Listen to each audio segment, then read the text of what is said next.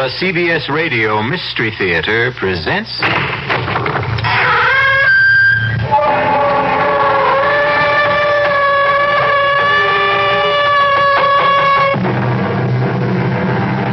Come in.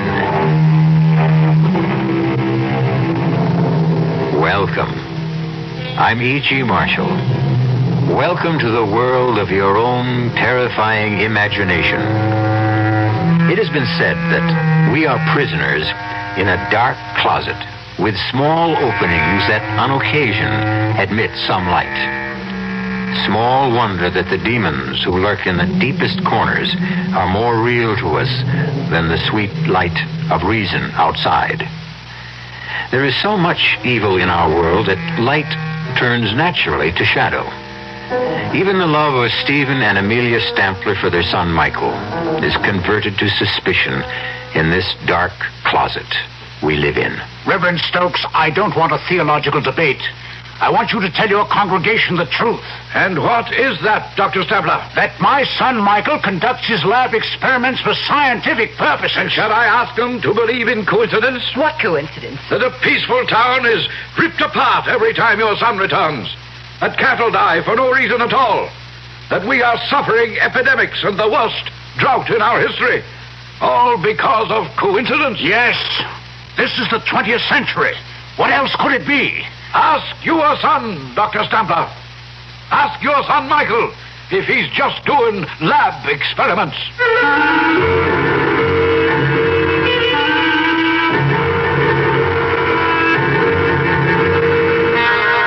Our mystery drama, A Sacrifice in Blood, was written especially for the Mystery Theater by Milt Wisoff and stars Patricia Rowe and Ralph Bell. It is sponsored in part by the Kellogg Company, makers of Kellogg's Special K cereal. I'll be back shortly with Act One.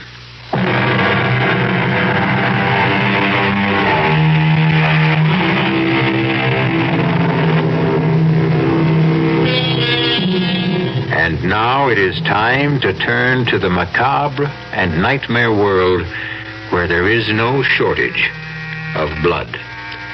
Our tale opens on a pleasant enough note in a fashionable restaurant where Dr. and Mrs. Stampler are celebrating a special occasion. But I promise you, it will end in true Gothic horror.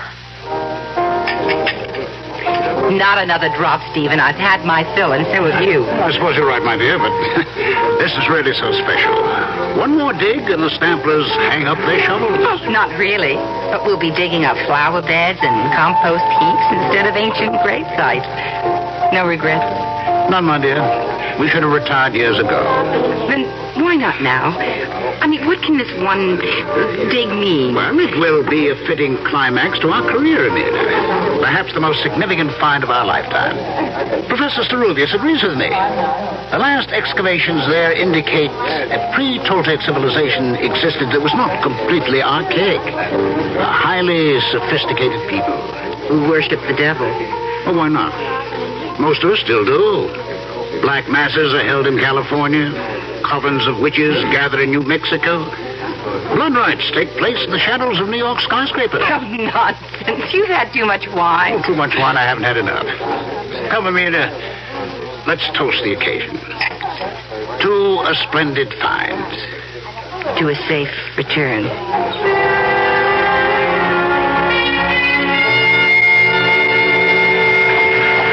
Dr. Stampler? Dr. Stampler? Yes. I am Professor Sarulius. Oh, thank you for meeting us. This is my wife, Amelia. My great pleasure. It's very nice of you. Not at all. Oh, here, let me put your bags in, please. Will you get in? I can't tell you how I've looked forward to meeting you, Professor. Miguel, if you please. And I am honored by the opportunity of working with so eminent a scientist. And I would be delighted to have a nice hot bath and about 3 days of uninterrupted slumber. Oh, planes are almost as uncomfortable after 10 hours of flight as the small donkeys we rode to the Shenandoah site. The Toltecs have always been regarded as the earliest civilization in the Americas. The new finds at Acapulco may show one much earlier still. You really believe it was a civilization? Oh, most certainly. Not by our standards, perhaps, but certainly in its day. You shall have the opportunity to see for yourselves.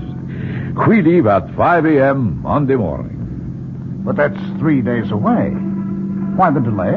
There is much preparation, including the paperwork. You shall get some rest, and I will have the pleasure of acting as your host, if you will permit it. Of course. And forgive my impatience.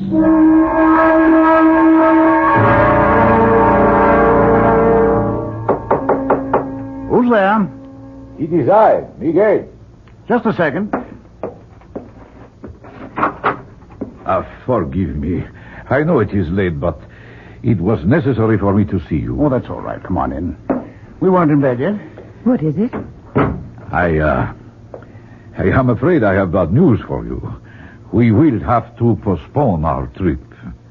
Why? There is word of trouble in the mountains where the site is. But what kind of trouble? Oh, nothing serious, but it will cause us some delay. Why didn't you tell us sooner? I just learned it, Stephen, when I returned to my room. How long will the delay be? Well, that is hard to say. What kind of trouble is it, Miguel? An Indian has been found. Murdered. It was a ritual killing. His skin has been removed. Oh, God. Well, we still get back to the basic question, Miguel. How long will we be delayed? Then you're still bent on going? Well, of course, Amelia. A native killing isn't going to stop me. I've encountered worse on other digs. Well, answer me, Miguel. Perhaps you should forget it, Stephen. Oh, come on, now, both of you. I'm not going to change my plans. If you insist, we will continue, but I must warn you, it will be difficult to assemble a crew. But not impossible. No, not impossible, if we pay enough. There is always someone who will take a risk if the inducement is great enough. I guess you're right, Miguel. See what you can do. Then you'll go along with me?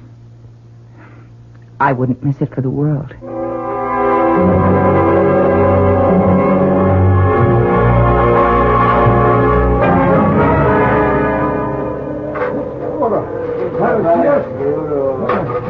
They're not making much headway, Miguel. Can't they dig any faster? We are up very high, Stephen. More than 10,000 feet. It is not conducive to strenuous exertion. They didn't display too much zeal on the climb, either. Well, they're not used to the altitude. Why didn't we get men who are? But you know the answer. No one else would come. You haven't seen anyone else since we got up here. They know better.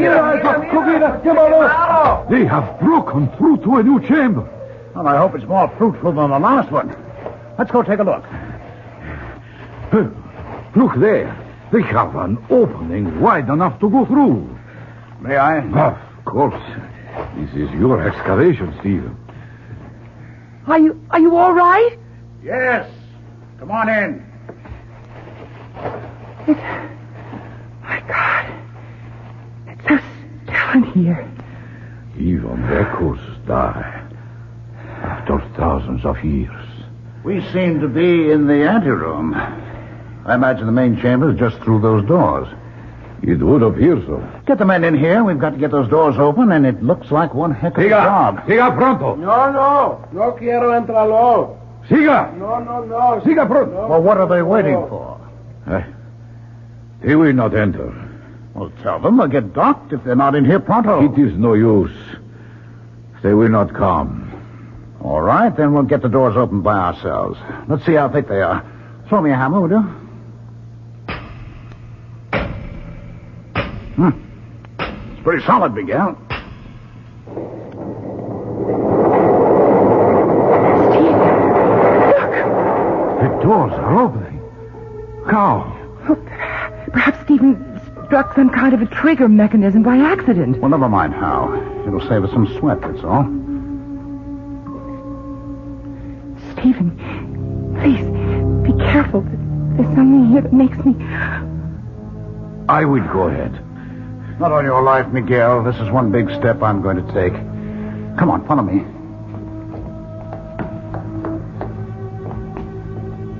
Good Lord. It's an enormous chamber. It's like a giant cathedral. Bring the lamps up. That door, it's cut in a single block. Oh, yes. It must weigh at least 10 tons. Look at the bas-reliefs on the walls. It is the devil that these people worshipped. Beautiful. Sinister, malevolent, but beautiful. Bring the lamps forward. What is it, Amelia? The skulls! There's piles of brilliant skulls! We have found what we are looking for. The sacrificial chambers of the temple. Yes, you're right, Miguel. Can you make out these inscriptions? I see, yes. They tell the story of the ritual. These were incense burners where human hearts smoked. The skulls piled at the base of that enormous slab of stone were sacrificed on that altar. What's that? Oh, Miguel just described it, my dear. The stone slab was the altar. No, I mean in the center of the altar. Probably the debris of centuries. I just saw something stir. It's a baby. Completely naked. On that cold stone. Oh, a poor child. Now. There now. Oh, he's lovely. He's so warm. Well, how could he be warm? It's so cold and damp in here. Well, he must have been left here a few minutes ago. Well, perhaps someone left him as a warning to us. Oh, but impossible. There is no other entrance beside the stone doors, not even windows. This was the sacrificial chamber of these ancient people.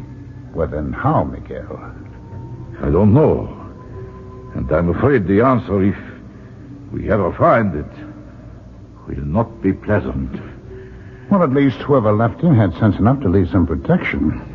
There's a woven mat on the altar. See? And that is one of the mysteries that troubles me. What are you saying, Miguel? The fabric the child is lying on. Examine it. Yes. Yes, I see what you mean. It was woven when the temple was new. When a bright star appears in the east and a child is born, there is a season of celebration. But when a child appears on a sacrificial slab of the temple of an ancient people who worship the devil, what will the season bring?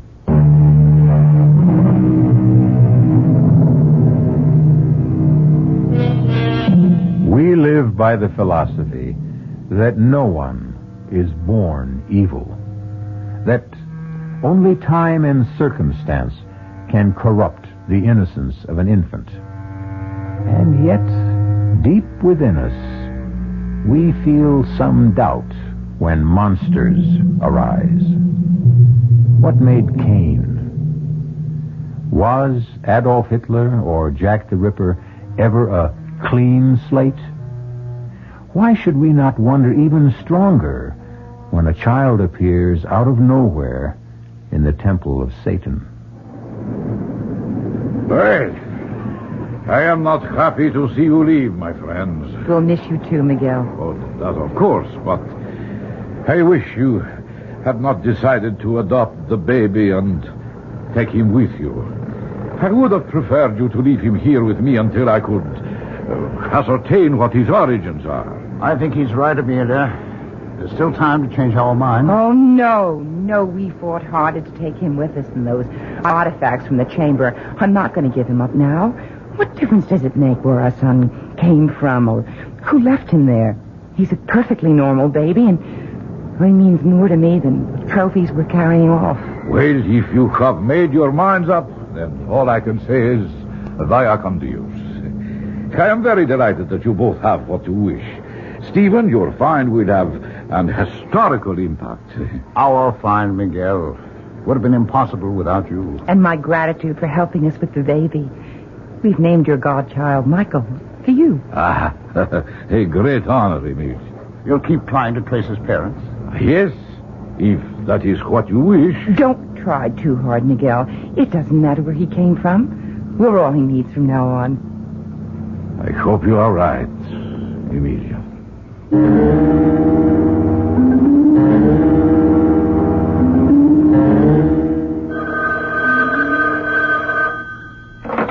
Stamper here. Oh, no. I'm sorry. That will have to wait. And look, another thing, don't set up any more interviews. My wife and I have had it. All right, I'll let you know, right. Don't be so short with Conrad. He's only trying to promote your book. I know he is, Amelia, but we're entitled to some privacy. We've been back home for almost a year now, and I'm sick of interviews and publicity. The people poking around here. Oh, you know you don't mean that. You're positively glowing with success. Yeah. You proved your theory about the pre-Celtic people, the influence they had on earlier civilizations, and, well, just look at the results. Academic honors and, the fantastic sale of your books on the expedition. This year has been good for you, Steve. Well, of course it has, Amelia, but if we hadn't gone on that bloody trip, we'd have some peace at least. We wouldn't have Michael. Well, no, you're right, my dear. Oh, he's quite a handful for a kid his age. Only a year old, he's been walking for months. And he's such a good-looking child. He's so well-behaved. Oh, too well-behaved. You know, it's scary. He hardly makes any sounds at all. Oh, count your blessings. Our neighbors envy us so. They want to know how I discipline Michael. He's such an angel. Doesn't need any discipline. Well, maybe he doesn't, but I do. I've got to finish my notes for the lecture tour. Are you sure you won't come with me, Amelia? Well, who'd look after Michael? Well, Karen. She's perfectly capable. Oh, nonsense. I mean, you'll be gone a month. He needs me. So do I. Oh, don't tell me you're jealous. Oh, no. But I am disturbed. You've got to give a little, Em. Don't try to smother him. It's no good for either of you.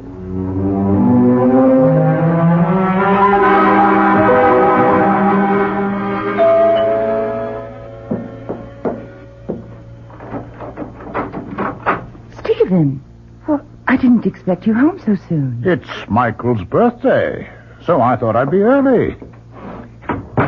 I was taking a sentimental journey back through the years with Michael's birthday books.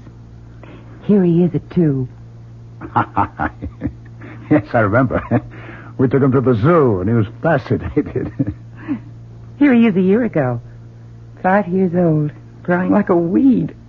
Oh, that reminds me. What can I do to help with the festivities? Oh, nothing. Just relax. Where's Mike? Well, I sent him out to play. On his birthday? I don't understand. What's wrong, Amelia?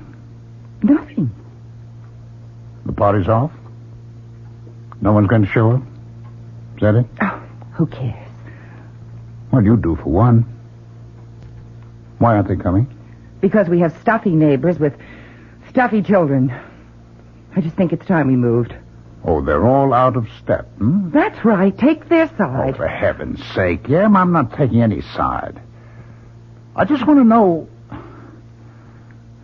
Well, he tears butterflies apart, yanks legs off frogs. Well, he's inherited your scientific curiosity. Oh, you know that's impossible. Well, I mean, you set an example for him. Level with me, would you? What happened between Michael and the Fielding child? Nothing. I told you. All right, then you don't mind if I call them and straighten this out? You go ahead and call. You'll agree. It's a tempest in a teapot. I'd rather hear it from you, Em. Sarah? This is Stephen Stampler. Well, yes, I know. I read your note. Well, can you tell me why? Michael did what? Are you sure? I see. Yes, I know how you feel. And,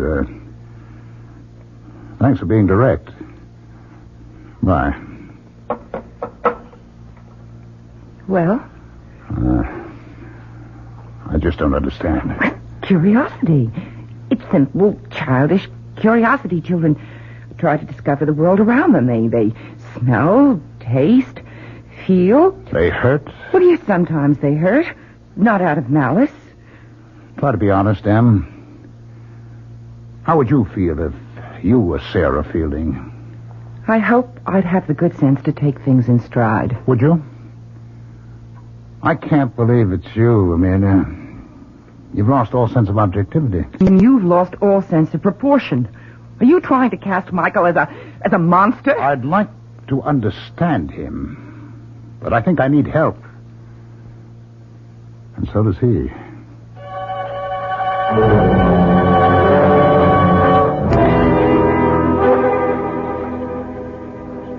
Amelia? Oh, there you are. How are the silver bells? Fine. But the cockle shells are a bit droopy, and so am I. Oh, nonsense. Very gallant, Stephen. But age is beginning to catch up. I don't know where the last 10 years have disappeared. Seems only yesterday that Michael was 6, entering school for the first time. Now he's almost grown. 17. Oh, my, you look handsome today. You're even wearing a tie. Yes, so I have. What's the occasion? We have a friend in town, old Ceruvius. Oh, I didn't know he was in the States. Well, neither did I. He's consulting with the museum people, and he'd like to see us. I asked him out to lunch. Ah, that was thoughtful. Now, there's no need to fuss, Amelia. Of course not. I'll get the soil off my hands and throw something together if Miguel doesn't mind. I certainly don't. Well, thank you, Anne. Is there anything I can get from town for you? No, just hurry back. Ceruvius is dying to see Mike. What time is Mike due here? Oh, dear, I forgot to tell you. There was a letter from Michael in the morning mail. He's staying at the academy through the holidays. Well, that's odd. Did he say why? Well, he wants to catch up with some school work, and there's an experiment going in the lab. He just can't leave. Well, that's too bad. Miguel was looking forward to a visit with Mike. He made quite a point of it.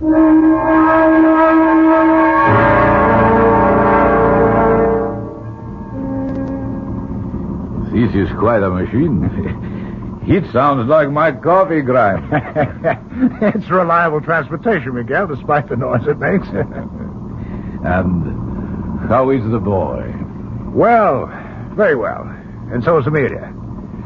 You look fit. I should be. I still clamber over rocks like a mountain goat and dig interminable tunnels. Have you found anything more at the old digs? Enough to verify your findings. But one thing we never discovered. No trace of Mike's parents, eh? No. I have shown the pictures you sent me to every man, woman, and child in the region. Nothing. Well, how is he getting on? He seems to like it at the academy. As a matter of fact, things are going so well there, he won't be home for the holidays. I'm sorry. Oh, it's too bad. I must see him. Perhaps I still can. Well, he's not due home until the summer vacation. In that case, Mohammed must go to the mountain. That's quite a trip. Not to see a godchild. Well, here we are. We're here at last. Miguel, how nice to see you again. It is always a pleasure, dear Emilia. Oh, you look more enchanting than ever. No, thank you. You're so good for my ego. I have drinks set on the terrace. Would you like to unpack first? No, I think not. A drink would be fine, and then I must be going. But you've just arrived. I prepared lunch. We haven't seen you in years. Too many years. I know, but I may get a chance to stop in before I go home. What made you change your mind? He's going to visit Mike. Aren't you, old friend? Yes, I think so. Oh, he'll be delighted, as we are disappointed. I hope so. It would be nice to feel wanted by a godchild I have not seen since he was an infant. I'm sure he'd love to see you. He keeps asking about you all the time. You can feel flattered, Miguel. You seem to be the only human being he has any interest in. Besides you and Emilia. Of course. That's a strange thing to say. Oh, you must forgive me. I have not been in civilized company for ages. My conversation is a little, how do you say, rusty? Exactly. My bones and my speech are undoubtedly growing rusty. That is why I want to see him on this trip. I may never have the opportunity again.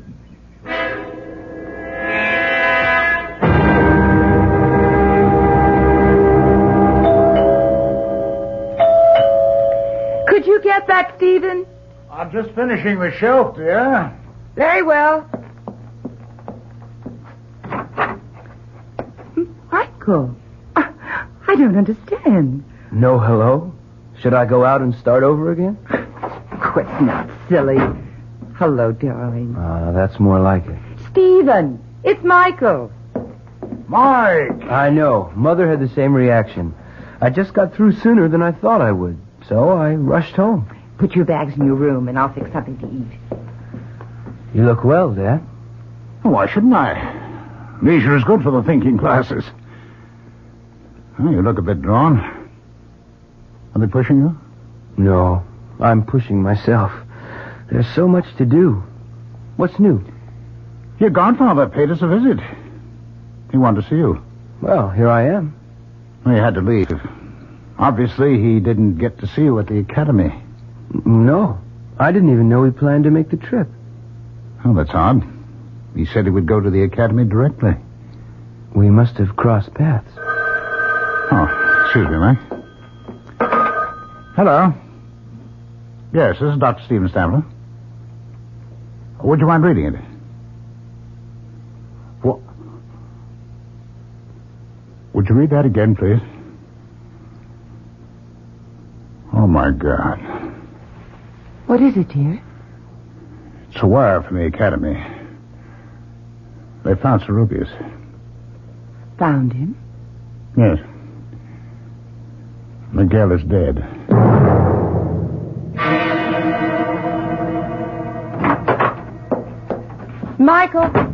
Michael, are you home? He's out, Amelia.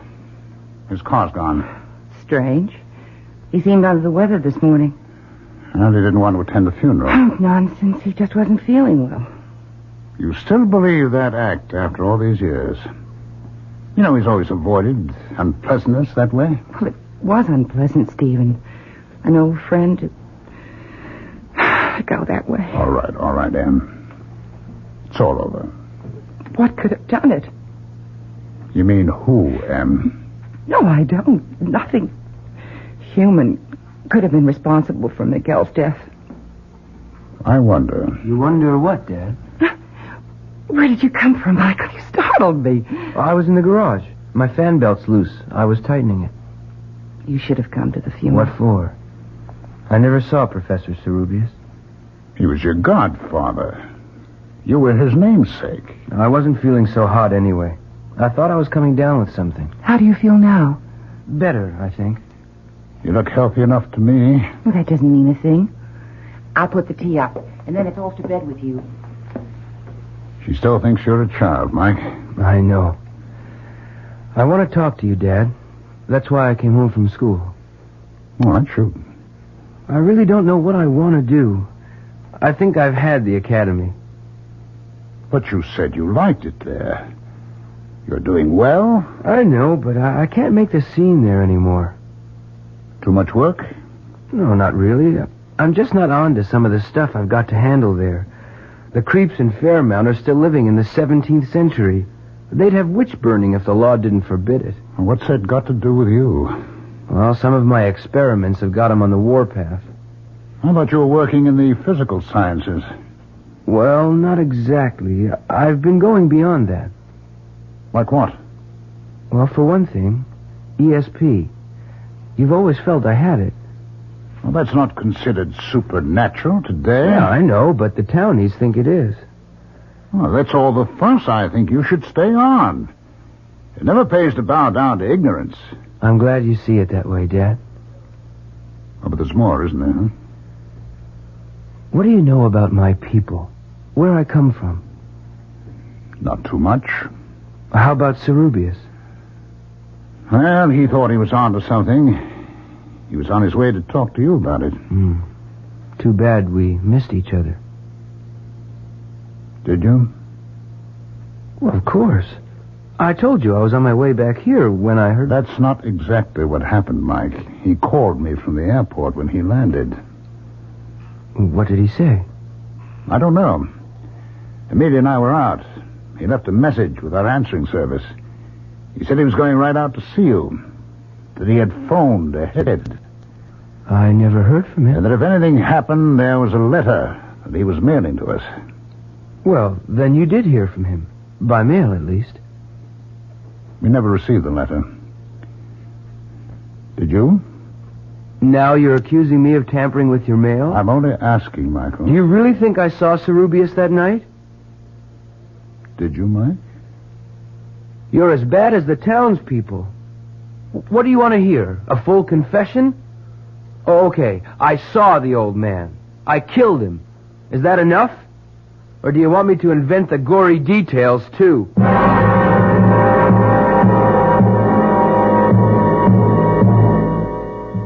Fear can be a force for good or evil. It can keep us from harm, or it can be a malignancy that feeds on darkness and ignorance. Is Mike a victim of rumor and coincidence, or is he truly evil?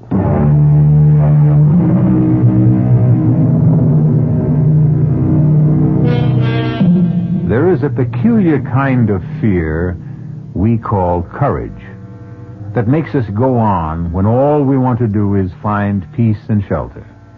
It makes men who fear heights climb mountains.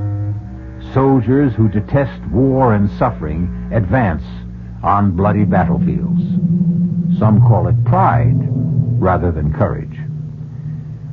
Choose now. Retreat now and regret it, or go on with me to Act 3. Mark, I've just heard from the police. They're still running down leads on the murder of Cerubius, but they admit it seems hopeless. Too bad. Did you ever get the letter he said he mailed you? No, I don't know what happened. Neither do I. How are you doing in the workshop? I don't know. Thank God frogs are such fast breeders. I killed them off so fast. No results? Only with our neighbors. They seem to connect my frogs with everything bad that's happening. The Gilmore child comes down with meningitis, my frogs are responsible. The drought and the unusual heat, the salmonella outbreak, all part of my wicked machinations. How would you like to come out of retirement, both of you? What do you mean? I'd like to go back to the place you found me, to see if I can trace my origins. Maybe I'll find myself then. Well, I don't know, Mike. I just hadn't thought about it. Well, then don't. Let's just do it. Oh, Father! It's a gift from our loving neighbors. It's a brick. There's a note attached to it. Let me see that, Mike. This is your last warning. Leave, or we will send you back to the hell where you belong. They're not all clods after all. Someone has imagination and a gift of expression. This is no laughing matter, Mike. I'm going to find out who's responsible for this outrage.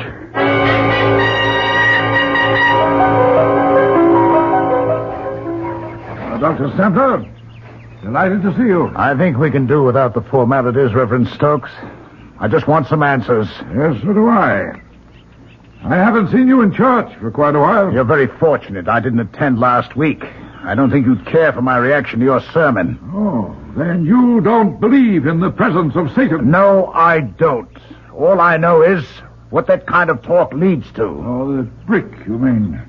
I'm sorry about that. Well, yes, you should be.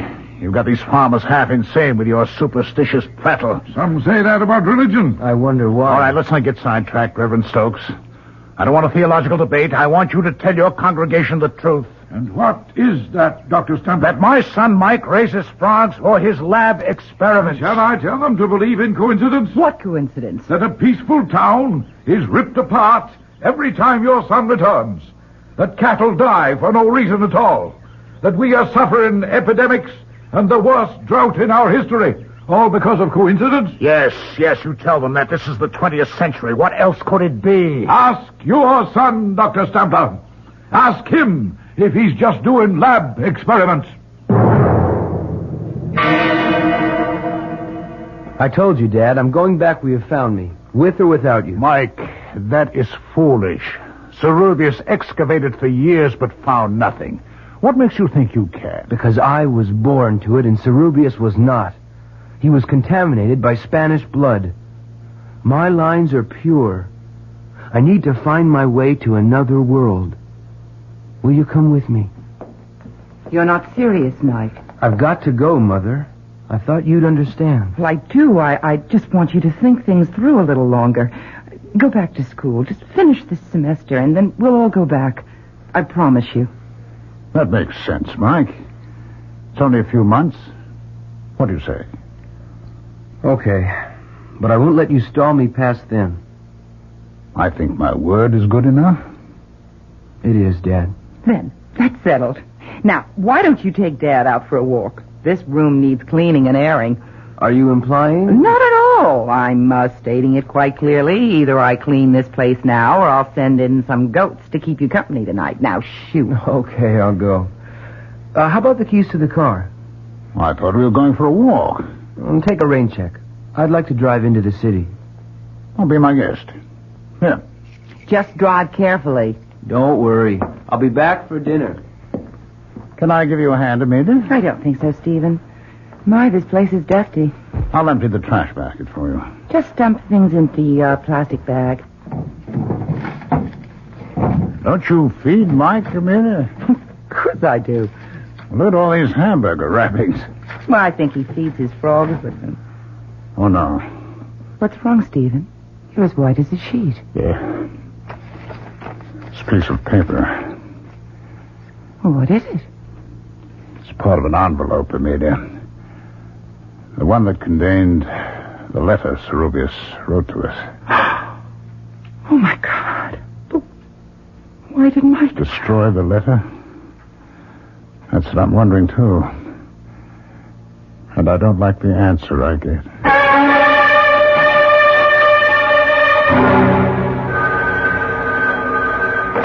Hello. Yes, this is Dr. Stapler. He what? Can't be. We'll be right over. Yes, but I want to see my son. What is it, Stephen? What? Stokes. I don't want to see him. I want to see my son. Hello. Hello. He hung up. What happened? Mike. They're looking for him. What for? They claim he's killed someone. I don't believe it. What, with the car? I mean, was it an accident? It was no accident. They found Claire Baxter dead. What's that got to do with Mike? They claim he was seen near the place where the body was found. Where's Mike now? He's disappeared. They found our car in the ravine. Oh, no. I'll go see. Good evening. Yes, Reverend Stokes, what is it? May I come in? No, you may not. Now clear out of here. What's wrong with you, Stephen? Please come in, Reverend. Thank you, Mrs. Stapler. I know it's painful, but I must talk to you. What is there to talk about? Your son. I tried to reach you before with facts, but you wouldn't listen. Well, why should I, of all these silly nonsense? No nonsense this time, I'm afraid. Your son has committed murder. Just because he was seen near where the girl was found, I'll bet half the No town one would have else been in there. town would kill the way Claire was slaughtered. Please, I don't want to hear any more. And we just sit quietly and wait. For what? For your son to return. And then what? Then we'll do what must be done. You won't wait here. Now be sensible. There are men just beyond this door. I would prefer to do this as reasonably as possible. Do what? Just ask him a few questions, Mrs. Sampler. Now, please let me handle this. Or would you prefer mob violence? Ask your questions, Stokes. I'm here. Run, Mike. Save yourself. Not yet. I've got a score to settle with old Nosy. Sit down, Michael. It's all over for you. For you, meddler. No, Asmodeus, your time has come. Asmodeus? Asmodeus, Satan, whatever you call yourself. Sit down and answer my questions. I've changed my mind. I'll answer your questions if you catch me. Stop him, Stephen. Please don't let him go. No, Amelia, don't worry. Stokes will never get him. Neither will that mob. He's on his way back. Back? Where? Where we found him, Amelia. In the sacrificial chamber. Serubius said someday Mike would return.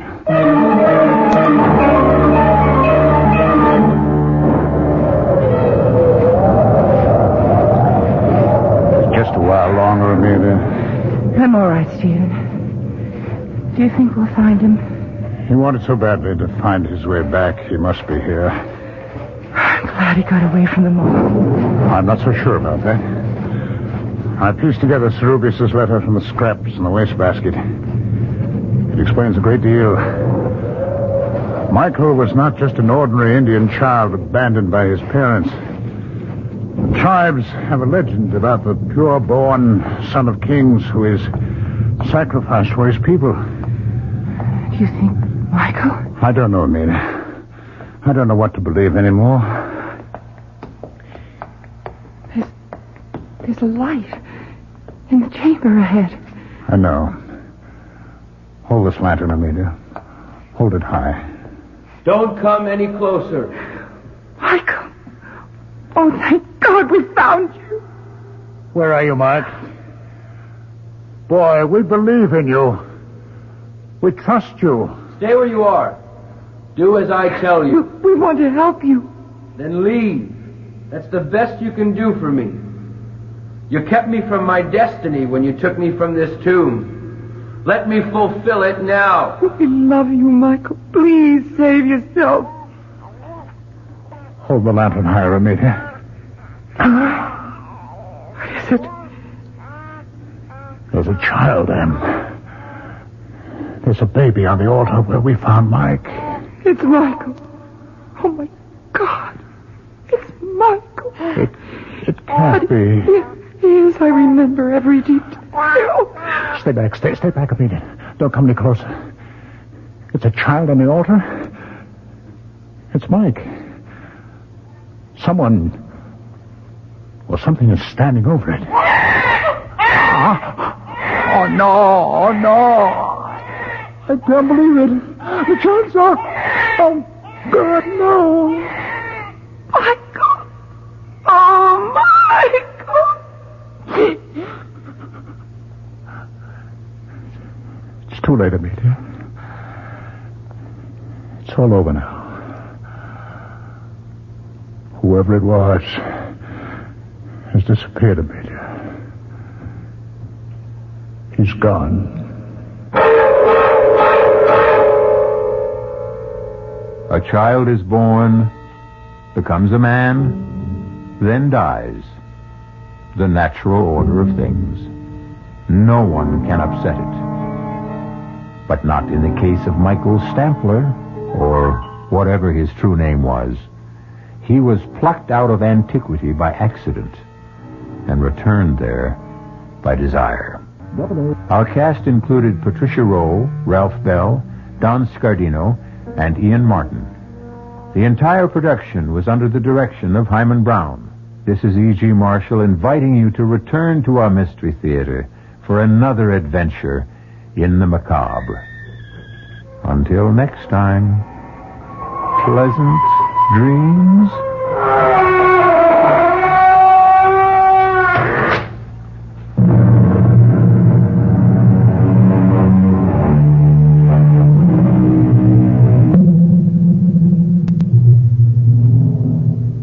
The preceding Mystery Theater program was furnished by the CBS Radio Network.